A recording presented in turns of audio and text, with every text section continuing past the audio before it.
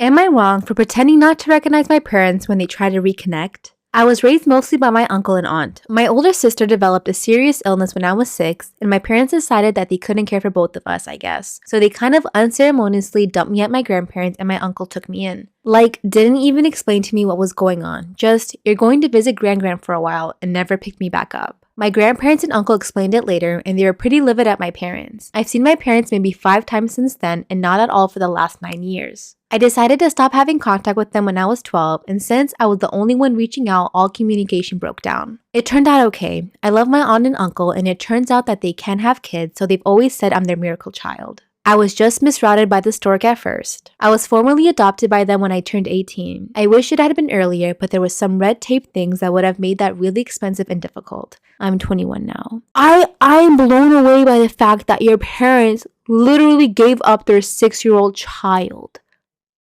I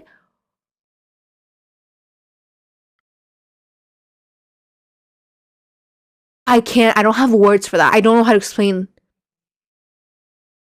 What the fudge? My sister passed away between Thanksgiving and Christmas, and I made a trip back from school for the funeral. But I stayed in the back and left before my bio parents could talk to me. They called my uncle to try to talk to me, but I said I didn't want to, so he told them that I wasn't available at the moment. They finally caught up to me over Christmas when I went to midnight mass with my grandma and approached me and tried to give me a hug. I did recognize them, but I pretended not to and just backed off and said, "Sorry, do I know you?" They said, "We're your parents." And I said, "My parents are at home," and went and sat down with my grandma. They sat behind us and I could feel the stare. And on the way out, they were like, "You really don't recognize us?" And I said, "Oh, are you my dad's brother? I think I remember you from when I was little." My grandma thinks they deserved it, trying to come back to me like nothing happened. But they wrote me a long letter about how hurt they were and that I should understand that they were trying to do the right thing and how they'll always be my parents and I can't change that. Well, legally, you did. So there's that. Other family members think I was too harsh as they're grieving, but I don't think they should get a pass just because they remembered me now that my sister is gone. They are 100% remembering you now that your sister is gone.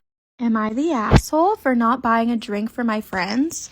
I was out with a few friends the other day and we went to a restaurant for dinner. One of my friends is Muslim and is very strict about everything. For example, once one of her coworkers was smoking in the break room and she asked her to do it somewhere else. My friends wanted drinks and I saw that she looked to the ground and grimaced. So when the waiter came, I only asked for a few glasses of water and nothing else. My friend then interjected and asked for beer and I stopped the waiter and told him no. Just water, please. Am I the asshole for not buying a drink for my friends? My friend asked for beer and I said no, actually just water. When he came back with the water, all of my friends piped up at me and started an argument about it. My friend who was Muslim, Fatima, was being silent but later told me she appreciated what I did. After dinner though, my friends left me with the bill and drove home. So, am I wrong? I should really add that these were my friends, not hers, and they met her once and asked her to come. Top comment says Fatima is allowed to practice her religion but has no right to project her beliefs onto other people. I agree, but it was more of OP doing it.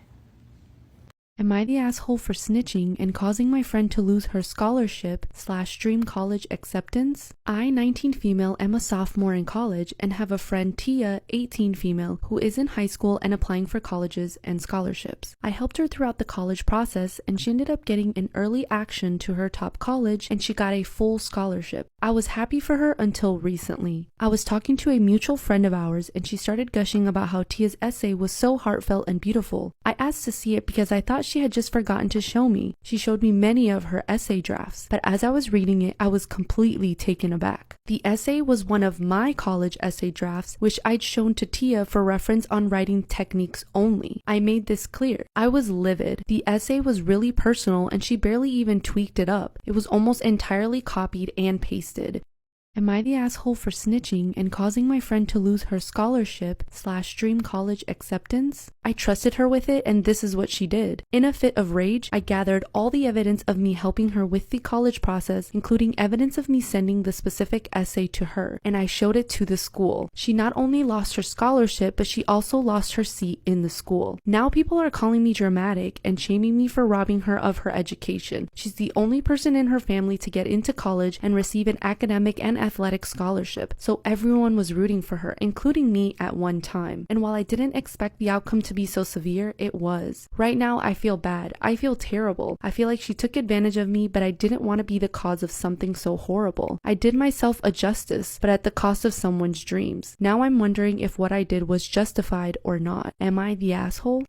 I'm 23. When I was 15, my dad died. My mom, 45, didn't wait too long to start over and moved her new partner in just 2 months later. My dad left everything to me and not a dime to her. They weren't married. My dad's will was so structured that she couldn't even challenge it, and she attempted to even ask me to pass over one of my properties to her to show my new dad that he was welcomed. I couldn't even if I wanted to, because my dad's will was specified that I must be 21 to have access to everything he left me. This dude has kids, 18 male and 19 female, their ages now, and my mom prioritized them to keep him happy. I mean, she wasn't like abusive or neglectful, but she tended to favor them. They went on trips, and even if she didn't tell me not to go, she'd say something between the lines of, "Wouldn't you like to go to your grandparents? My dad's better." I mean, I'm not stupid, and I know that she didn't want me there. When I turned 17, she asked me to leave my own house because I kept fighting with her dude, and I also reminded him of whose house it was. When he wanted to play the man of the house, I also called him John Conroy. My grandparents told me to avoid the confrontation, so I went to live with them. My mom would visit me often and tell me how much she loved me, but that she needed to keep the peace at home. After college, I decided to check my properties and also the one that my mom was living at. I wanted to renovate it to rent it out since it's a good one and could help me afford my master's. I went there to inform my mom, but no one was there. Later, I found out they went on vacations. I called her, but she didn't answer, so I proceeded to change the locks, mainly to officially take possession. They arrived yesterday and couldn't get in. Of course, they called me, but I wasn't even in town. I went today because some renovation works will start in a few weeks. I was in the backyard and my mom came in furious, yelling at me saying, "How dare I do that?" So we talked and I let them know that they have 2 weeks to leave. Her husband, an self-employed, was furious. My mom and her stepdaughter started crying because the girl is pregnant. I'm sorry, but I made up my mind. My mom's family is shaming me and calling me an a-hole. Am I the asshole for changing all the locks in my house without letting my mom know?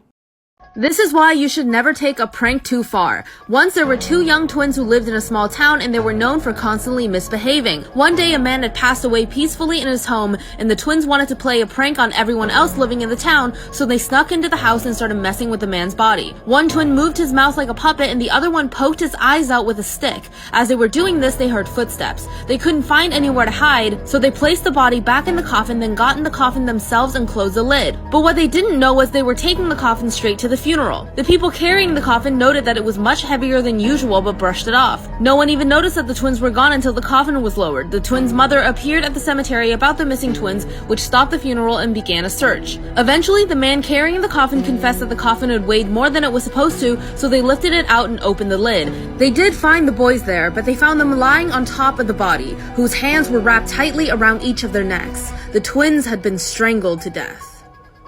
Can you imagine being locked inside your house for your whole life? Caroline's aunt and uncle said she was so ugly that she had to be hidden from the world. If anyone saw her, she'd be taken to the church and burned at the stake. But things are not as they seem. One day, Caroline started asking questions. She wanted to know why the other kids could play outside, but she could only sit and look out from her bedroom window. This made her aunt and uncle very angry. They said, "Can't you see yourself? Don't you understand the sacrifices we've had to make to keep you hidden from the world?" She had been convinced that staying trapped was for her own good, but one day she decided to escape. She used the safety pin to unlock the door and left. However, soon after she made it out, two men wearing uniforms started shouting at her. She began running. When she turned a corner, she saw a group of people who pointed at her and screamed, "Monster." Eventually, a priest came and said, "Take her to the church." They dragged Caroline to the church, put her on an altar, and set her on fire. As the fire grew, the priest turned to the crowd and said, "Look at this monster. Look at her hands, only 5 fingers. Look at her face, only 2 eyes, and her teeth a sickened."